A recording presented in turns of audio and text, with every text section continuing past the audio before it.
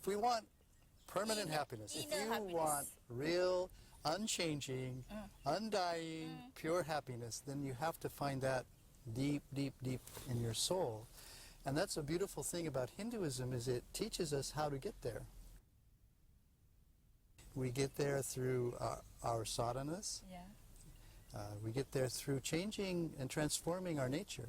You know, we all have our little foibles and flaws.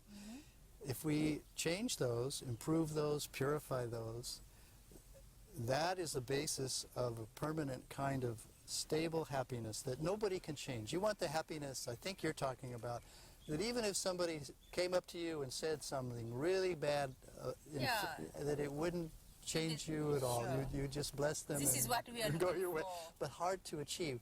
But we do that through our yogas, through our meditation and sadhanas, through following the instructions of our spiritual teachers, whoever they are, our gurus, our teachers, reading our scriptures, and basically getting a good lifestyle. You know, people think I can be happy and live a very undisciplined, rancid life, but that's not true.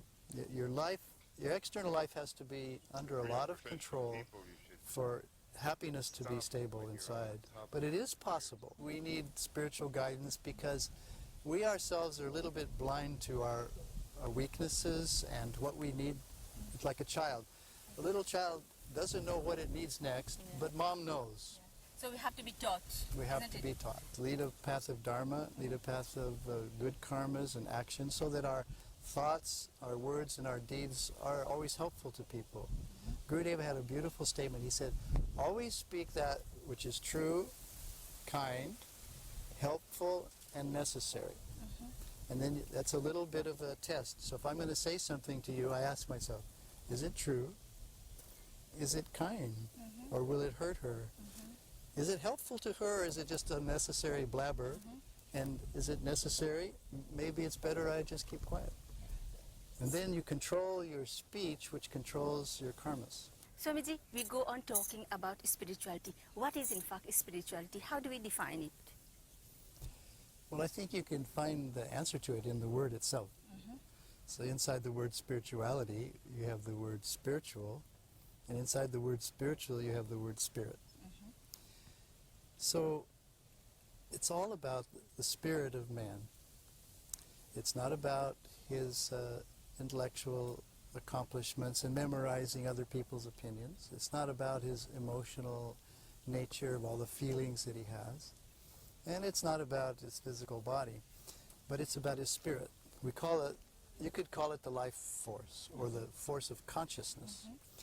The force of consciousness is very close to who you are, deep inside. And the more you get acquainted with the soul of you, the more you get acquainted with what we can call spirit. Spirit is the soul force moving through this body, moving through your mind, moving through your brain, moving through your arms and legs. That's a force of life, which you are that life, and you are also the source of that life. So when we talk about our spiritual life, we're talking about getting acquainted with the deepest part of our existence, something that is quite divine, something that's quite peaceful and radiant. It's like a light. It's like a light inside of each human being. In some people, it's a very dim light, not a strong light. But if you find a great guru, a great awakened soul, it's like a brilliant light. It's like he's shining more brightly. To me, getting acquainted with that light, inner light, through meditation, through yogas that a guru would teach you, is the essence of spiritual life. It's an internal life. It's about that part of you that never was born and is never going to die, that in fact is a part of the whole universe. When you get into that center of that spirit, you discover what the sages call Satchidananda, which is the divine pervasiveness of consciousness. You actually see yourself in that bamboo, in that rock, in that river that's flowing by. You would look at that and see it as yourself instead of as another thing, because you would be firmly inside the spirit of life. Everyone is merged all the time, it's just they're not aware of it. And it's a matter of just becoming aware of it. Not of changing it so much, but just being aware, oh, I see, I'm part of this whole existence. And then at that moment, it's like a spiritual revelation. It's the consciousness that comes in. Yes, exactly. Swamiji, in the end, any message to our viewers? Message to our viewers, yes, I would say that the viewers should all realize what a beautiful gift you have in this marvelous country. I've been traveling around the world and been in many, many communities, and this community is especially unique in the harmony that it's striving for with all the different groups on the island. There are many countries in the world that don't have the pride of that kind of cooperation, and you're all to be really congratulated and applauded, I would say, for being an example to the world of a place on this earth where people can get along. But you know, even when we're getting along, like you all are here in Mauritius, life isn't easy. Life presents a lot of difficulties to us. Hardships come, sorrows come, losses come, pain comes, bad health comes, all of these things come, and we need, when those things happen in our life, to remember the source of life, remember the source of our existence, which is God, and come back and remember God and draw close to God, and work in ourselves to overcome those things which keep us apart from the divine in our life. You know, those things like greed. We have greed, we have covetousness. We want the thing that the other person has, and therefore we're not happy with the beautiful thing that we already have.